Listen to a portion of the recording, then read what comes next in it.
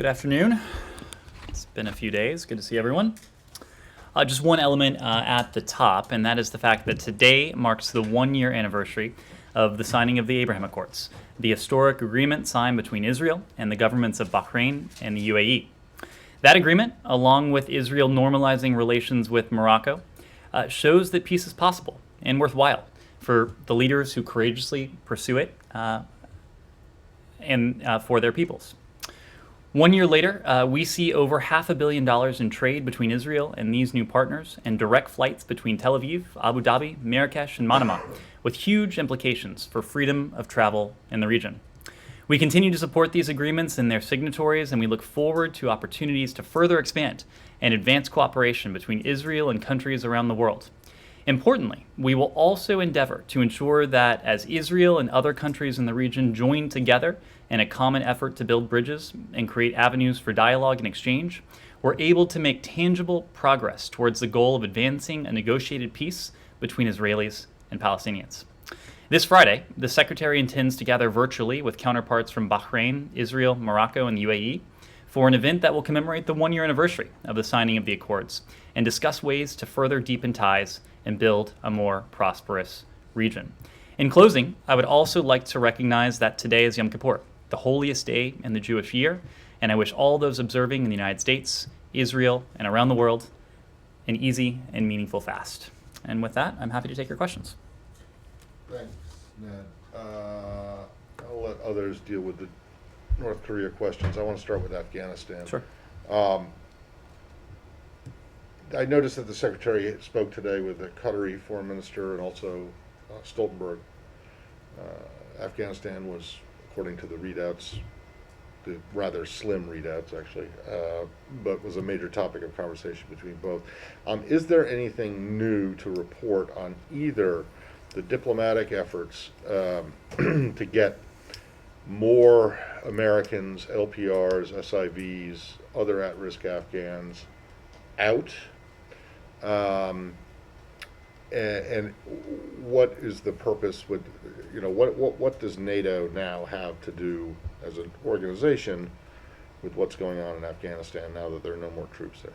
Well, Matt, we've talked about our ongoing, enduring commitment to Americans, to lawful permanent residents, to Afghans to whom we have a special commitment to help facilitate their departure if they choose to leave the country. I can tell you that yesterday, on September 14th, the department assisted one U.S. citizen and two LPRs in departing Afghanistan via an overland route.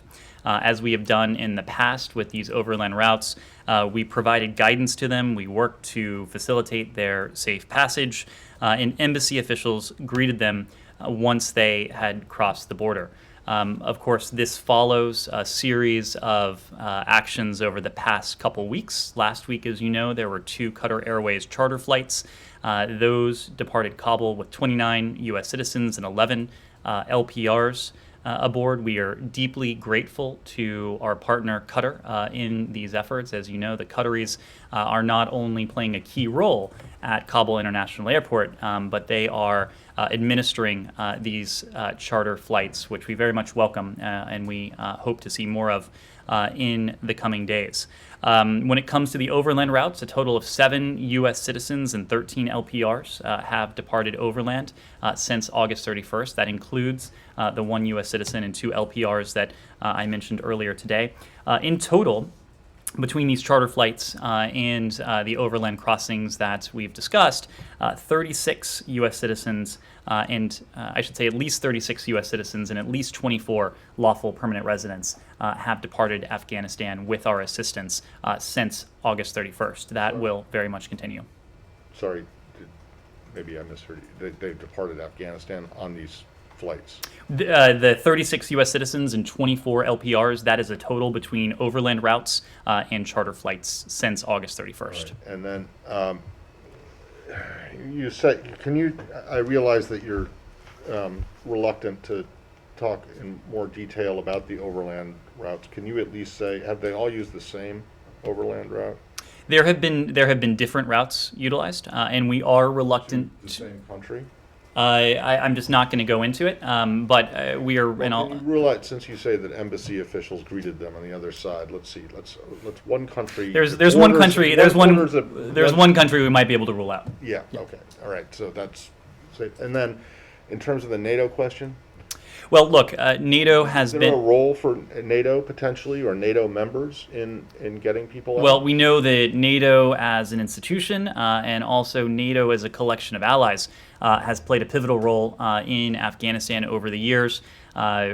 We've said it before, but it was in together, adjust together, out together. That does not mean that NATO's focus on Afghanistan has abated or ended in any way. Of course, the Secretary just had an opportunity to speak to the Secretary General today, and we'll continue to engage with NATO as an institution, just as we continue to engage with our individual NATO allies on a bilateral and multilateral basis on questions of humanitarian support, on questions in the region, questions of providing support to our citizens and those to whom we have a special commitment in Afghanistan. But it's not, you're not looking to NATO to potentially assist in the air evacuations of people from Kabul or wherever else in Afghanistan. I'm not aware at present there's any such Okay, and then operation envisioned. Then the last one is, in terms of the formation of the Taliban government that you guys have spoken to and said that it doesn't really meet,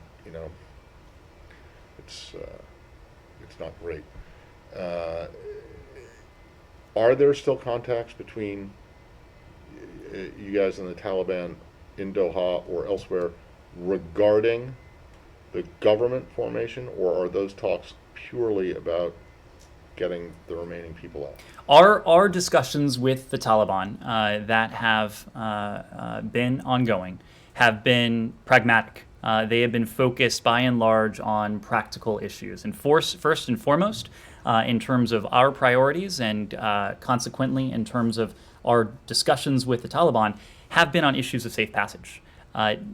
Ensuring that the Taliban knows that not only the United States, but also our allies and partners around the world, we intend to hold them to the private and public commitments they have made to allow our citizens and to allow those to whom we have a special commitment to leave the country. We're focused on this on a political dimension, and that includes engagement with the Taliban in this pragmatic context, but also in the very technical dimension, because there is a technical dimension to this as well, whether it's operations at Kabul International Airport, whether it is facilitating those overland passages. So we are focused on that priority goal in a number of different ways. Sorry, this really is the last one.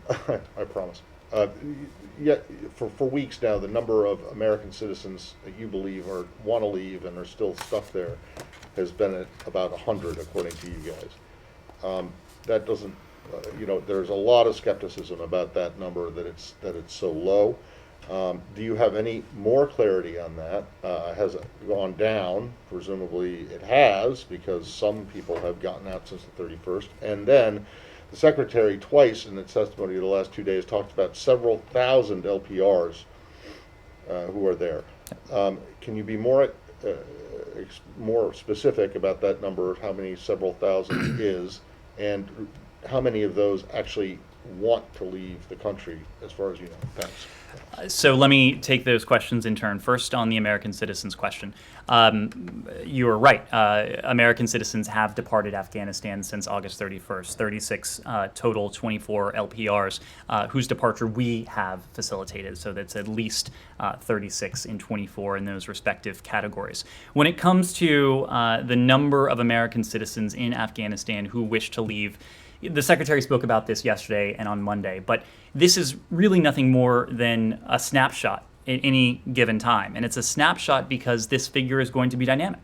As I just said, Americans have safely departed Afghanistan since August 31st, but we are constantly, the invitation is always open for Americans to reach out to us. The invitation is open for NGOs, for advocates, for members of Congress, for lawmakers to reach out to us if they are familiar with an American in Afghanistan who has not been in touch with us and who may want to leave. So just as we receive reports of additional Americans in Afghanistan, and several members on the Hill referenced this yesterday. It is then incumbent upon us to cross-check through our databases to attempt to reach out to those Americans to verify that that person is in fact an American in Afghanistan who does wish to leave. In many instances, we'll find that reports of an American may refer to an American back in the United States who has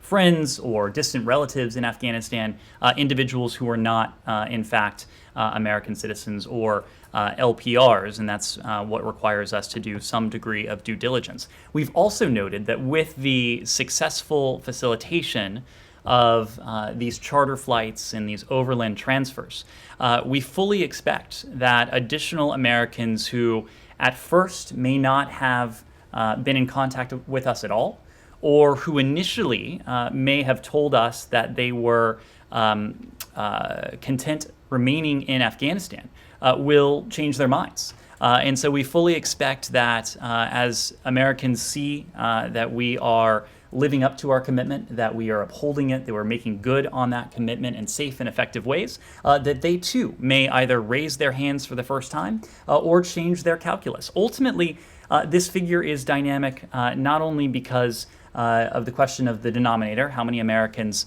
raise their hands, how many come to us, but because this is about human decision making. The Secretary spoke to this on the Hill yesterday, but for every American who is in Afghanistan who decides that she or he wishes to leave, these decisions are ones that are never easy.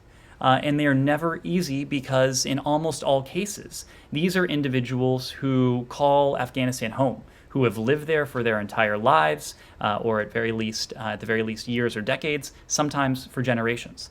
And so it's never a simple or easy matter to say, I want to pick up from the place that I've called home for my entire life and start a new life in a place I may not know or know hardly at all. But that is what we have given these Americans and these lawful permanent residents the ability to do, and we will continue to live up to our commitment to help them depart the country if they so choose to do so. Daphne. The UN Human Rights Commission yesterday reported that it has received multiple allegations that the Taliban have been violating women's rights and conducting searches for those who worked with U.S. companies and security forces. There have also been allegations of Taliban killing civilians in the Panjshir Valley. Has the United States been collecting evidence of alleged Taliban abuses and alleged war crimes? And if so, does the State Department plan to issue a public report, and when? So we are always watching very closely what is going on inside of Afghanistan. Every single one of these reports, including the reports you referenced from the UN, are ones that we take extraordinarily seriously. Ones that we will vet to the best of our ability to determine if there is in fact a legitimate basis for these claims. And then we have made clear that we will hold the Taliban accountable not only to their own commitments they have made to us privately, but also they have made to the international community publicly. And those commitments include to forego retaliation, to forego reprisals, to respect the basic rights of the people of Afghanistan. And that certainly includes the women and girls of Afghanistan, the country's minorities as well, who have achieved such tremendous gains over the course of the past 20 years. For us, it's about policy, but it's also in many ways personal. And it's personal because, for a couple reasons. No country has done more for the people of Afghanistan over the course of the last 2 decades than the United States. And no country will do more for the people of Afghanistan, I would be willing to venture a guess, for the people of Afghanistan in the coming years, in the coming decades. We are resolute that we wish to see, and the international community wishes to see, the gains of the last 20 years be preserved. The Secretary, as you know, a week ago today, hosted a ministerial with more than 20 countries taking part. And that was a common refrain during the discussion. the gains of the past 20 years and the need to do all we can to protect them. The Secretary has spoken to his plan to appoint a senior individual in this department specifically to oversee our policy to support the women and girls of Afghanistan, the minorities of Afghanistan. And it is part of his commitment, the priority he attaches to this issue, to ensure that we remain trained and focused on this issue, and that we continue to work with the international community to galvanize support for the people of Afghanistan, and that support can take any number of forms, including humanitarian support, like the UN funding conference that was held earlier this week, where the United States made another generous contribution to the people of Afghanistan. But it will also, we can also support the people of Afghanistan by committing and ultimately holding the Taliban responsible if they do not abide by the commitments they have made to us and to the international community. Yes, Francesca. Move to North Korea. North Korea. Can I ask a question about Afghanistan? Final question on Afghanistan, sure. I wanted to ask if there have been any movement on the flights out of Mazar. A week ago, the Secretary said, quote, those flights need to move. And also, the Secretary has said state would be coordinating with veterans groups who are doing their own evacuation and extraction efforts. Has that been formalized? And if so, what does that look like now? So when it comes to the various groups, and certainly veterans groups have played an important and welcome role in this, but other advocacy groups, humanitarian groups, lawmakers, NGOs, private companies, media organizations, a constellation of actors have come to the support of the people of Afghanistan. And that is certainly something that this department is playing a leading role in coordinating. I can tell you not a day goes by, not an hour goes by, I would venture to guess not a minute goes by, that many of us are in touch with individuals who are outside of the U.S. government who are helping to coordinate these efforts, and there is a lot of activity focused on the potential for charter flights out of Mazar-e-Sharif. I am not aware that any international flights, charter flights or otherwise, have left Mazar-e-Sharif. Of course, we have had a couple charter flights from Kabul International Airport that departed last week, including with U.S. citizens on board. I know that the Turks and the Qataris, and if you listen to what the Taliban are saying publicly, the Taliban as well, want to see not only charter flights, but normal commercial activity resumed at Kabul International Airport on an expedited basis.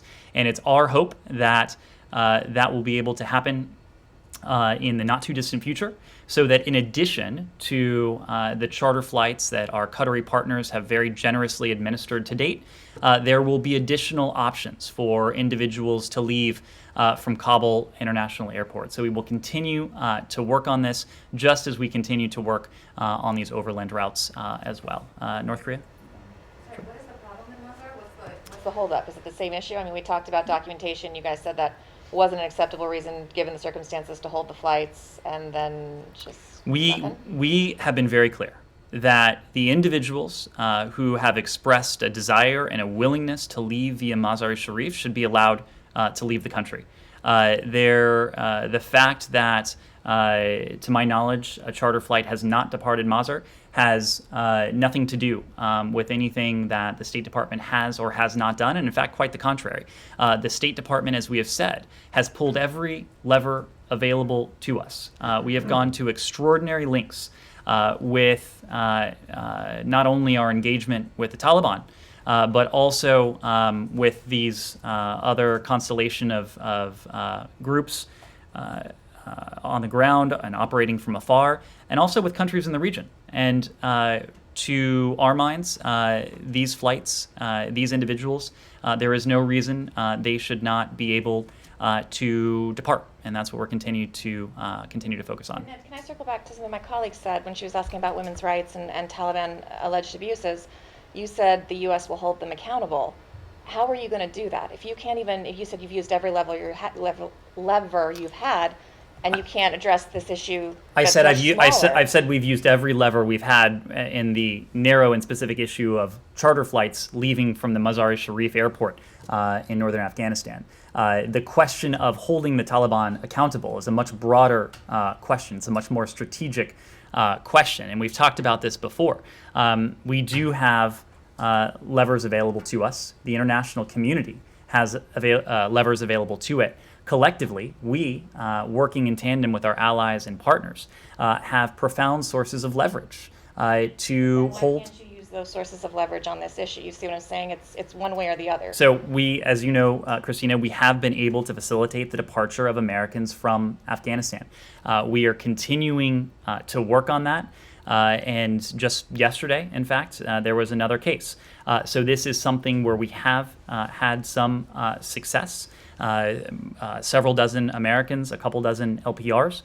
We are pulling levers that are appropriate, and in doing so, we've been able to safely effect the departure of these individuals. Yes. Thank you. I saw your condemnation of the missile launch and your call for dialogue, but I wanted to ask you specifically, have you heard back from North Korea privately on these calls for dialogue? And if not, how long are you willing to wait for them to engage? So it sounds like you saw our statement on this, but let me just reiterate it for those who haven't. We do condemn the DPRK's missile launches. These missile launches are in violation of multiple UN Security Council resolutions. And we know that they pose a threat to the DPRK's neighbors and other members of the international community. We are in the midst of this committed to a diplomatic approach to the DPRK. And we call on the DPRK to engage in a meaningful and substantive dialogue with us. All the while, our commitment to our allies, including Japan and the Republic of Korea, is ironclad. In fact, just yesterday, Special Representative Sung Kim, our special representative for the DPRK, was in Tokyo, where he engaged in a trilateral conversation with his Japanese and South Korean counterparts. Today, Sung Kim's deputy, the deputy special representative Jung Pak, is in Seoul. She had been there for pre-traveled consultations. She is meeting at her level with her ROK counterparts as well. We've been very clear about what we want to see happen. We are committed to the principle that dialogue will allow us to pursue our ultimate objective, and that's quite simply the denuclearization of the Korean Peninsula. We have no hostile intent towards the DPRK. We've been very clear about that. What we seek to do is to reduce the threat to the United States, to our allies in the region, and that includes the ROK and Japan. And we think we can do that through diplomacy with the ROK. We've been very clear publicly, and we've been very clear in the messages that we have conveyed to the DPRK that we stand ready to engage in that dialogue. I will refer you to Pyongyang for any reaction that they may have. But for our part, we stand ready to engage in that dialogue. Forever? That's a nice referring us to Yeah. Pyongyang.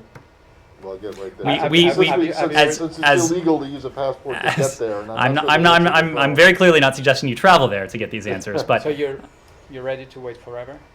we're not saying that. We are saying that we continue to believe that diplomacy is the means by which we can achieve the goal that our policy review identified, and that is the denuclearization of the Korean Peninsula. We have been regularly engaging with our allies in the region, including the trilateral forum yesterday that the special representative convened and the consultations today that his deputy is convening, as well as other countries in the region. And some of these countries are partners in the traditional sense, and some of these countries we have an aligned set of interests, at least aligned in certain areas when it comes to the DPRK and our desire to see diplomacy and meaningful progress on the road towards the denuclearization of the Korean Peninsula. Saeed. I want to go back to where you began at the top, at the the 1 year anniversary of the normalization agreements and so on. First, can you tell us that the secretary's virtual meeting, was that like hastily arrived at, or has that been in the making for a while? The anniversary has been in the making for I'm not 365 talking about days. that. I'm not talking about the anniversary, of course. The anniversary happens on the 15th of September. I'm saying that the virtual meeting that Secretary Blinken is holding with his counterpart on Friday, is that something that has been in the planning, or that something that was hastily? It is something we've been discussing with our partners in this effort for some time. It sure seems and like it was hastily organized. The last because we minute. announced it yesterday, is that why you arrived at that conclusion? Oftentimes we don't announce events until the day before, so I can assure you we've been discussing this with our partners for some time. That's fine. I want to ask you, you lauded these accords after they've been in existence for 1 year. Can you point to one area where peace between the Palestinians and the Israelis, where the war really is happening? There was no war between Israel and Bahrain or the Emirates and so on. Can you point to one area where these accords advanced peace between Israelis and Palestinians? Saeed, we've been very clear that the Abraham Accords and normalization agreements more broadly bring tangible benefits to countries of the region, and that includes Israel and its Arab neighbors. We've talked, and I mentioned this in my opening, the economic ties, the deepened economic ties between these countries, the deepening people-to-people ties between these countries as well, and of course, the political and diplomatic ties that come with it. We've also been clear that normalization agreements, that the Abraham Accords, they are no substitute for progress on the Israeli-Palestinian front. We are continuing to seek to achieve progress towards our ultimate goal, and that's a negotiated two-state solution between Israelis and Palestinians. So the Abraham Accords, normalization agreements, they are unequivocally a good thing in our minds. They are unequivocally agreements and accords that we will seek to build on and strengthen, but also to bring to life new ones as well. At the same time, we will continue to pursue policies that help us achieve the objective we seek in the Israeli-Palestinian context. And that is to see to it that Israelis and Palestinians alike are able to experience equal levels of security, of liberty, of freedom, and importantly, of dignity. And we can do both those things at the same time. Yet we have not seen like an iota of movement in that direction, the equality and so on. The Palestinians, all Palestinians, in the West Bank and Gaza, all many millions of them, for the next 24 hours, maybe 2-3 days, and so on, will be under total lockdown. So we have not seen any movement.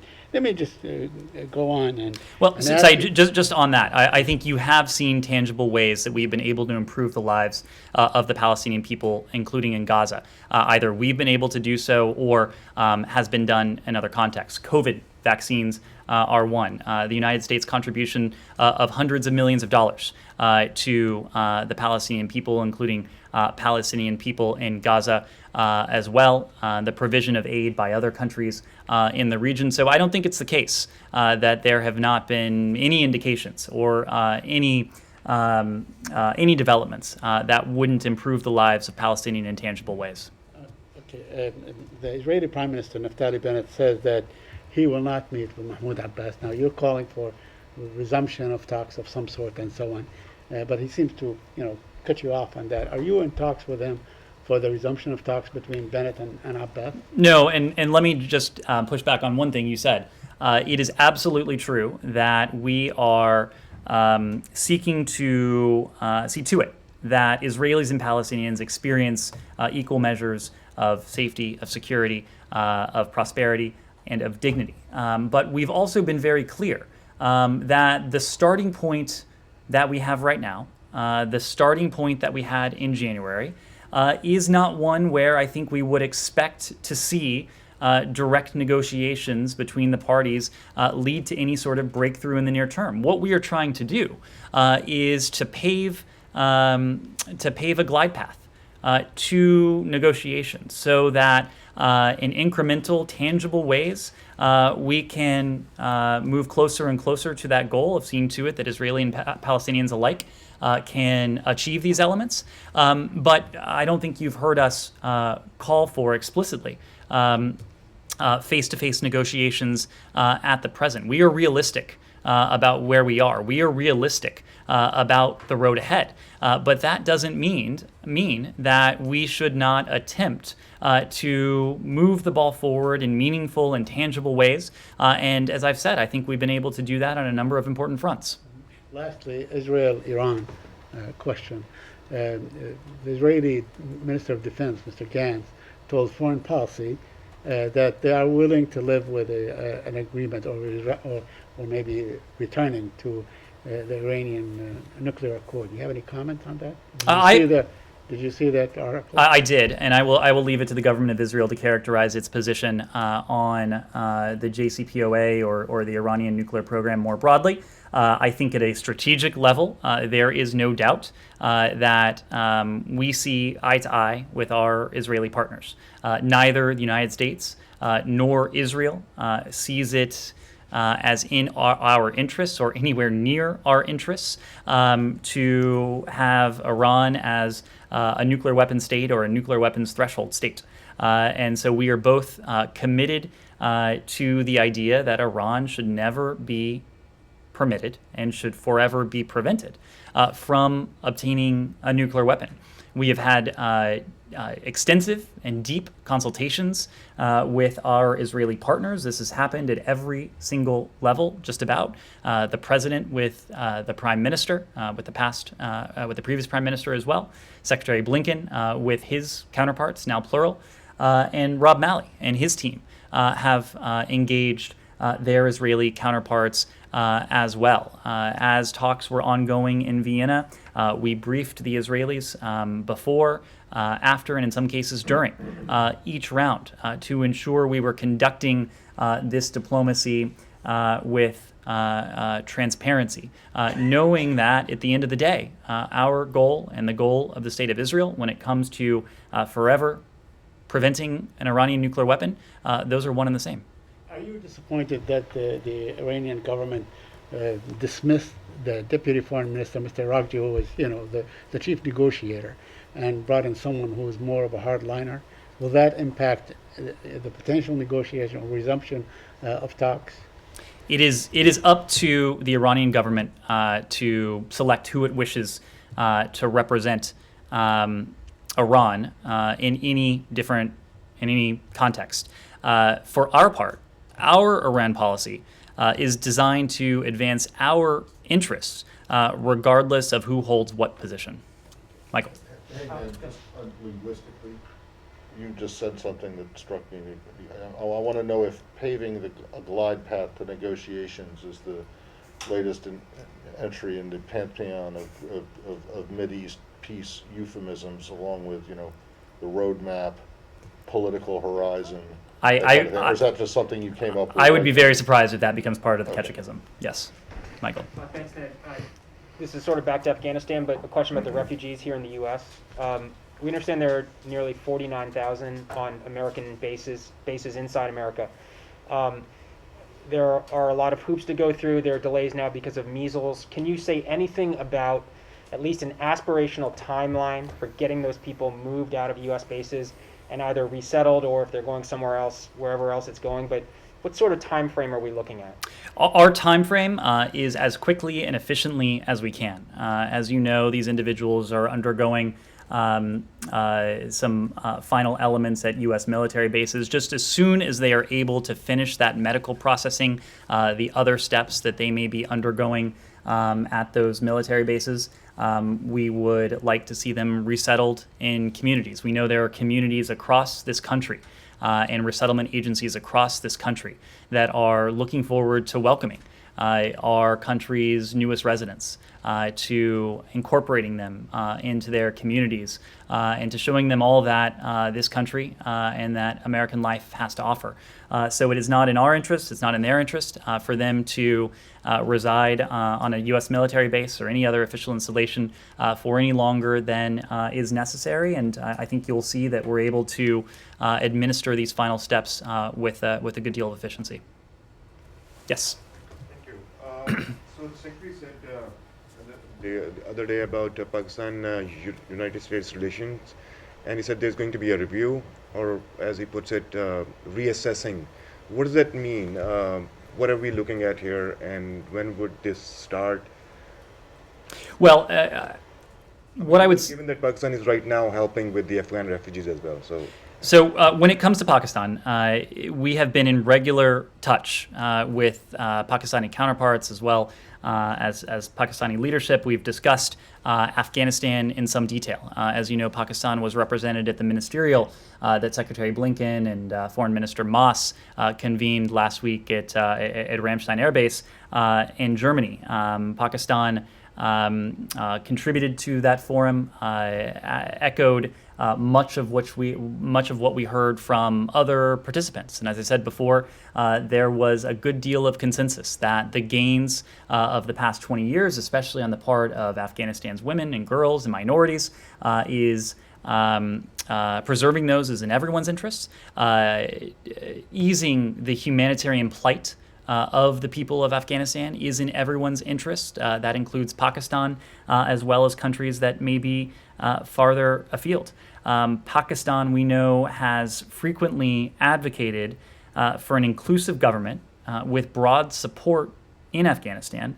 And what the Secretary was referring to yesterday is that we are going to continue to look to Pakistan and to other countries in the region to make good on their public statements, on commitments they have made, to, in different ways, step up to support the people of Afghanistan and to work constructively, not only with us, but the international community, to see to it that the priorities that we share, and that includes the humanitarian concerns, it concerns the rights and the gains of the Afghan people over the past 20 years, as well as the counterterrorism concerns that we all have, to ensure that we are all walking in the same direction.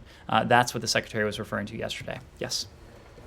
Just to follow up on Ambassador Khalilzad's interview with the FT yesterday, in there he basically seems to suggest that the Taliban at one point was asking whether the U.S. would be willing to provide security for Kabul in that period where there would be some sort of a transitional government or something else. But the suggestion there would seem to contradict the claims from Secretary Blinken and others that, you know, the Taliban didn't want the U.S. to stay around at all, and that the big reason that you had to stick to the timeline under the Trump agreement was that you would be exposed to attack. But you know, your own special envoy in this article seems to be suggesting that, in fact, the Taliban was open to the idea of the U.S. providing continued security. So can you address the remarks that he made in that article? What the special envoy was referring to was the dynamic before President Ghani fled the country. As he told the FT, he was engaged in discussions with the Taliban on what we hoped would be a political transfer, a negotiated agreement from one Afghan government to the next. And in the context of President Ghani remaining in Afghanistan, remaining in a leadership position, I think there was a hope that there could have been effected an orderly arrangement by which, through political dialogue and diplomacy, one Afghan government would over time give way to the next, and optimally one that was inclusive, that was representative of the Afghan people. What we saw happen, of course, it didn't quite play out that way. What the special envoy, special representative, I should say, was referring to was the fact that Ghani, despite saying very different things privately and publicly, fled the country, and there was a power vacuum that ensued. And Ambassador Khalilzad made the point that with that power vacuum, the Taliban felt that they had no option but to enter the city of Kabul and essentially cement what we saw play out that weekend. He's saying in there that they essentially felt that they had no option to do that, as you say, only after asking the U.S. if it would provide security, and you guys said no. What is true is that Ghani's departure and the disintegration of forces following the departure did not leave us in a position to defend Kabul. Having American forces policing the streets of Kabul, whether that would have been viable or not, and to be clear, it is far from certain that would have been a proposition that would have been welcome. U.S. military forces had a mission. We were engaged in that mission to bring to safety tens of thousands, 124,000 individuals over the course of a couple weeks. And policing the city of Kabul, that is not something that was ever contemplated as part of that mission, and I do not think anyone here is confident that would have been viable in any way. Sure, but just to put a final point on it, I mean, the notion, though, that the Taliban was open to the U.S. providing security, whether or not you were willing to do it, does seem to contradict what has been basically the central justification for the speediness of this withdrawal, which was that if you stayed a day longer, you were going to be, after August 31st, you were going to be exposed to Taliban attacks. Everything he's saying in there suggests that the Taliban were in fact open, whether you wanted to or not, to the U.S. sticking around. So I'd make a couple points. Number one, we were concerned not only with violence from potential Taliban supporters, but there was an even more acute concern when it came to ISIS-K.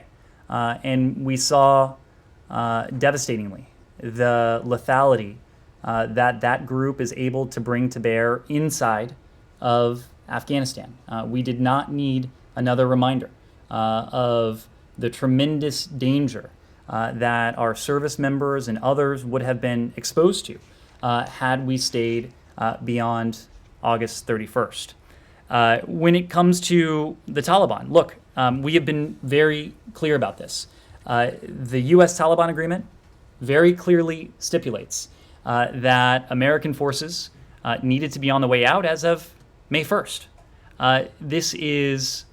We were confident in the fact that extending indefinitely beyond May 1st, that reneging on that element of that agreement would not have preserved the status quo.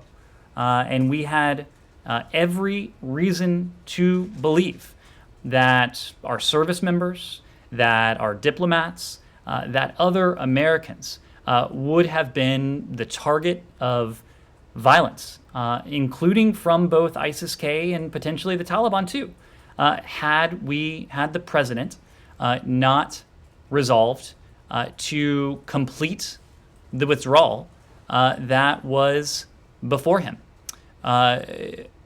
There was no question that blowing through a deadline would not have preserved any status quo. The choice the president faced was one of withdrawal or escalation. We have been very clear about this. There was no third option. The conditions we found on April 30th would not have been the conditions we found on May 1st or May 2nd. And this was not a president. It seemed like your own special envoy is essentially contradicting. I do not think he is contradicting that. And I think you have actually heard him say that the May 1 deadline was not something that we could have renegotiated. It is not something that the president or others in his administration were willing to risk putting brave Americans in even greater danger to potentially use them as leverage or to extend an already overextended mission that had seen our service members in the U.S. government accomplish the mission that was set out for them 10 years ago with the decimation of the Al-Qaeda network, with the killing of Osama bin Laden. This was not a mission that the president was willing to see extended by another week, by another month, by another year, by another 20 years. Well, But Ned, how do you know it was not something that you could have renegotiated? And to Nick's point, to what Zal is apparently saying, is that the Taliban were essentially asking you to renegotiate it. that is not the case at all. That's not the case at all? I can assure you. What's the timeline? What's your understanding of the timeline of when President Ghani fled? Was it before the Taliban entered Kabul or afterwards? And what's the timeline? Did the embassy get shut down and moved to the airport before the Taliban entered Kabul or after they entered Kabul? So we had announced, as you will recall, late in the week before the president fled, President Ghani fled, that was on Sunday the 15th. We had announced on that Thursday that we had begun the process of moving our embassy from the airport to HKIA. Now, of course, Not from the airport. from the embassy to HKIA. Correct. Well, actually, are you sure about that? I remember standing right here and saying very clearly that we were repositioning. And that was before the Taliban entered. That's right. Can you tell us the status of Ambassador Khalid Zad now? I'm sorry? Where is Ambassador Khalid Zad?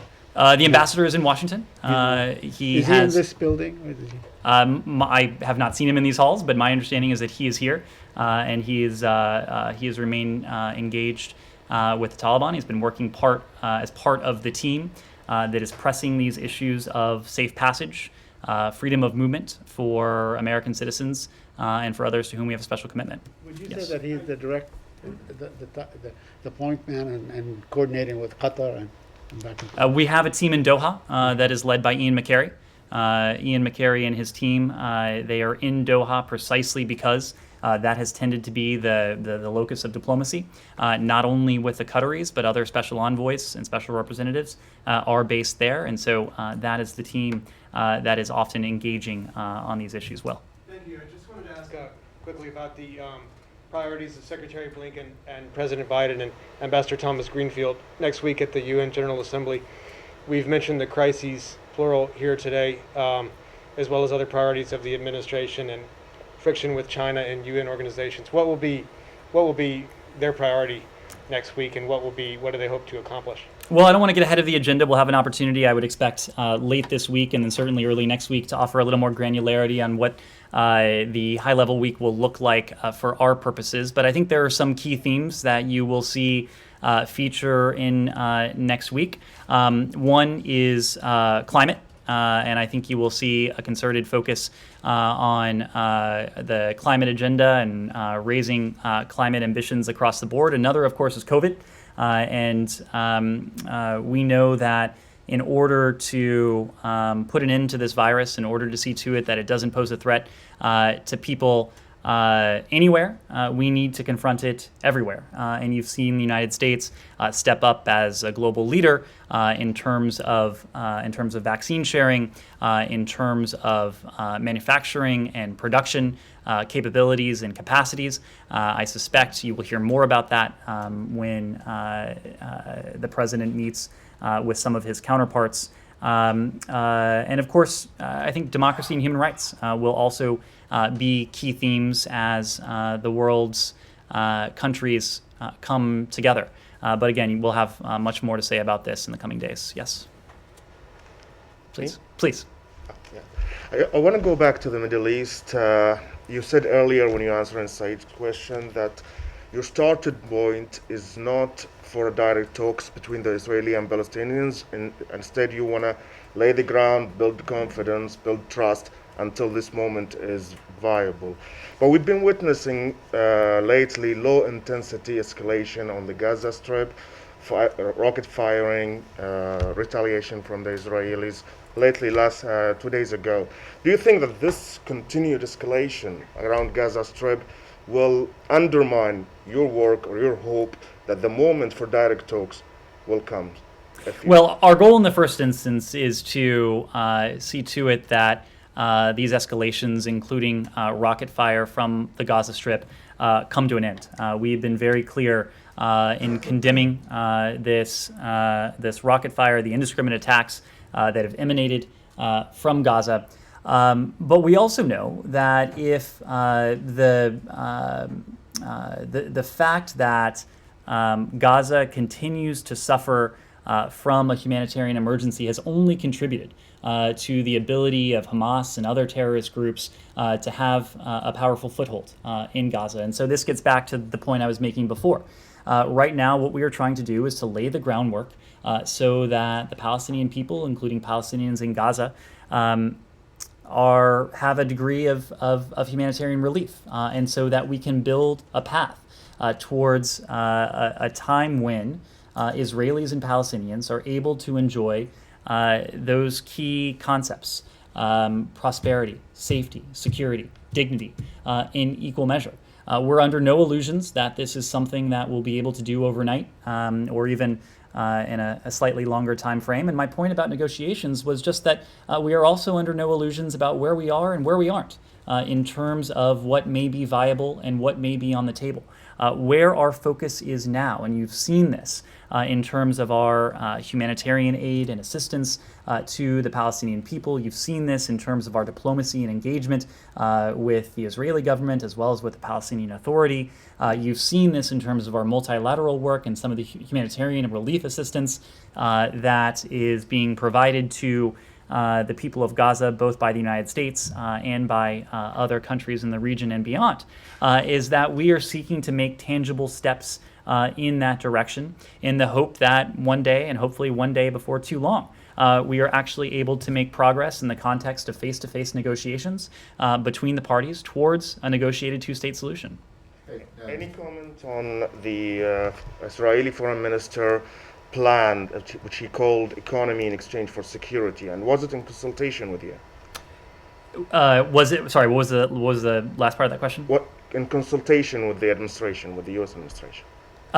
If we have anything to add there, we'll let you know. So a lot has happened in the last month, and I know you've been up here a lot. There's been a lot about Afghanistan, but you are, I just need to point this out because you're going to want to correct the transcript. You absolutely did not say on August 12th, Thursday, at the briefing on August 12th, that the embassy was moving to the airport. No, I did not say the embassy was moving to the airport. No, it Yeah. was staying, in fact, you said Right. it was staying open at its current location. But I said that we were starting. After Christina and I pressed you on it for a lot. And- you and- didn't say, you said our embassy remains open, and we will continue our diplomatic work there. Thus, the embassy did not close at its location and move to the airport with Ambassador Wilson and the flag until Sunday Until the Sunday. 15th, That's right. after the Taliban entered the city, correct?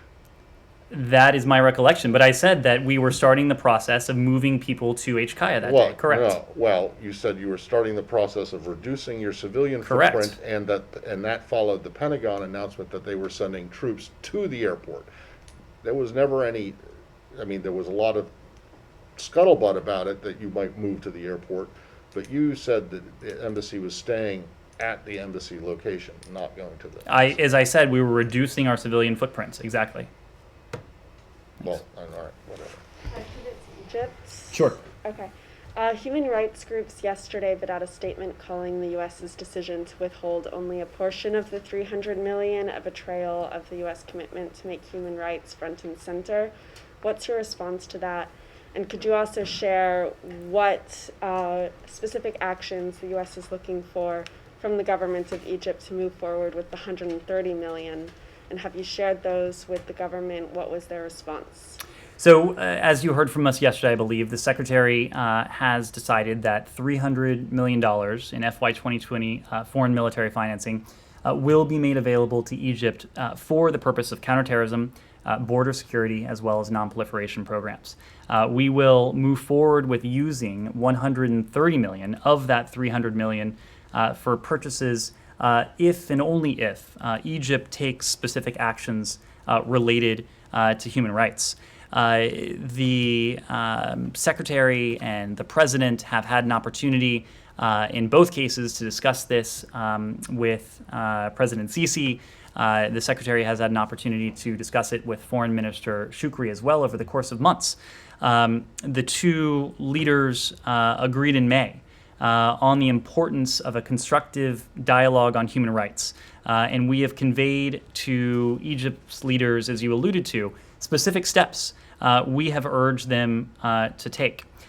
Because we are continuing to discuss our serious concerns regarding human rights in Egypt, the Secretary will not certify that the government of Egypt is taking sustained and effective steps related to the legislative human rights related conditions on that total of $300 million in 2020 FMF funds. And so instead, the administration is making available that $300 million in assistance for Egypt in those categories that I mentioned, and that's border security, non-proliferation, and counterterrorism programs. And we will move forward with that $130 million, the maximum amount that we could withhold, only if the government of Egypt affirmatively addresses specific human rights related conditions. When it comes to those specific conditions, I'm not in a position to outline any conversations that we have had with our Egyptian counterparts. What I can say is that we have continued to publicly and privately raise at high levels our concerns about the human rights situation in Egypt, including freedom of expression, political association, and press freedom.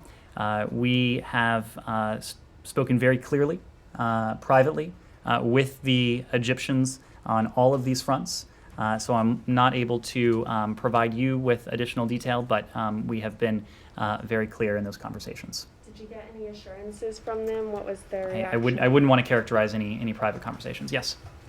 Just to follow up on the question about Khalilzad's comments, the Secretary told the House Foreign Affairs Committee that he was asked, did you ever consider whether to renegotiate the deal with the Taliban? He said the Taliban made it clear that it was going to hold us to the deadline of the previous deadline, and that it would resume the attacks if we did not. So was there a change then from that point to what Khalilzad was describing about the Taliban then even asking for U.S. to take on security in Kabul? No, and what the Secretary said is precisely why we faced one of two choices: withdrawal or escalation. And with the latter, not only would... I understand that. We've heard that many times. But what the Khalilzad was describing about the situation around Kabul was not escalation. It was the Taliban saying, hoping that the Americans could help with security. It's a different scenario than what's laid out here. I think if there is a perception that the Taliban was hoping that we would deploy our forces or stay longer, that does not reflect, that does not track with reality. And in fact, the Taliban were very clear, to include publicly, regarding the fact that they would continue to hold the United States to the commitment that the previous administration had made when it came to the May 1 deadline. On top of that, we also faced a very stark reality, and we had a horrific reminder of the very complex, the very challenging, the very dangerous threat picture that we would have faced if we stayed a moment longer in Kabul. So there was never an option for, well, let me put it this way, there was never a realistic, there was never a viable, there was never a practical option for the United States to stay in Afghanistan, whether the context was August 31st or at any other time, because we knew the consequences of that. We knew the consequences of that from the very clear public statements from the Taliban, but also over the course of months and months of engagement with them. We were left with a very clear and stark impression that if the United States sought to prolong our presence on the ground, our service members who had not been the target of attacks during the full implementation of the U.S. Taliban agreement would again be targets of Taliban violence, not to mention terrorist attacks by groups like ISIS-K. Well, that suggests that you actually raised the idea with the Taliban, because the impression that we're getting from the White House, from you, from the Secretary, from Secretary Austin, is that you didn't even raise the issue with the Taliban about possible renegotiation, even for a minor amount of time, because the president had basically decided already that he was going to keep to the withdrawal on that timeline, And the president, no matter what. And the president came to that decision, But so knowing what the consequences would be. Well, how of, did you know of, what the consequences would have been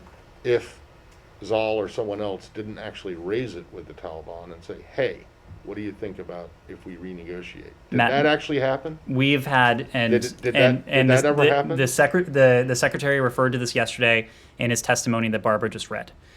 Did it ever happen that you brought up with the? You keep saying, "Well, we're under the distinct impression that, or our understanding was that."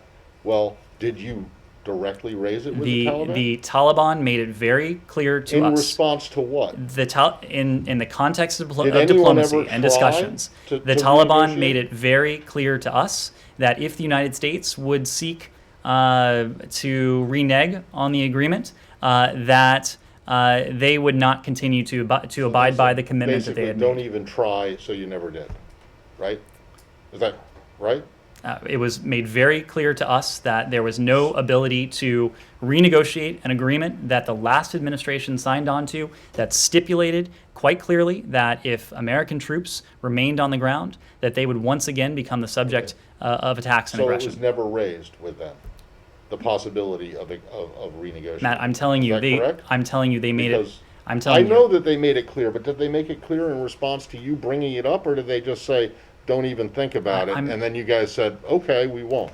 I'm not going to detail the diplomacy. What I will tell you is that we were very confident that if our troops remained on the ground past that deadline, that they would be subject to the sort of targeted violence that this president and others in this administration were not willing to risk or even countenance. Why not try to ask it? Was it not worth asking to renegotiate it? Christina, I'm not speaking to the ins and outs of the diplomacy. This is not ins and outs. This is like a basic question we're trying to get the answer to. Either they didn't do it, as Matt just said, either they didn't do it in reaction to you asking, or you didn't ask because you didn't think it was an issue. Can you just tell us which one of those it is? The secretary spoke to this yesterday. So is that a no? We had every reason to believe, and if you look at the Taliban's own public statements, you would have every reason to believe that American troops would have been the target of violence once again if we did not adhere to that deadline that the previous administration signed us up to. So it's accurate to say the administration didn't try to Cite. negotiate it. I was going to say, some on both sides of the aisle say the president basically reversed or reneged on agreements, other agreements committed to by the former administration. Why this one? Why did he keep this commitment to the Taliban? Because, Saeed, at the heart of this commitment was the safety and the security of our service members, of Americans who would have very much been in harm's way. I think if you look across the board, you will find this administration seeking to renew and to revive diplomatic achievements that previous administrations were able to negotiate. We've already talked about a couple of them in the context of this briefing. But if this administration had sought to renege on or had sought to recraft or reinterpret in significant ways this particular agreement, it was more than about political implications or consequences. It would have implicated the safety and security of American service members and put them in harm's way in a way that this president was not willing to do. Thank you all very much.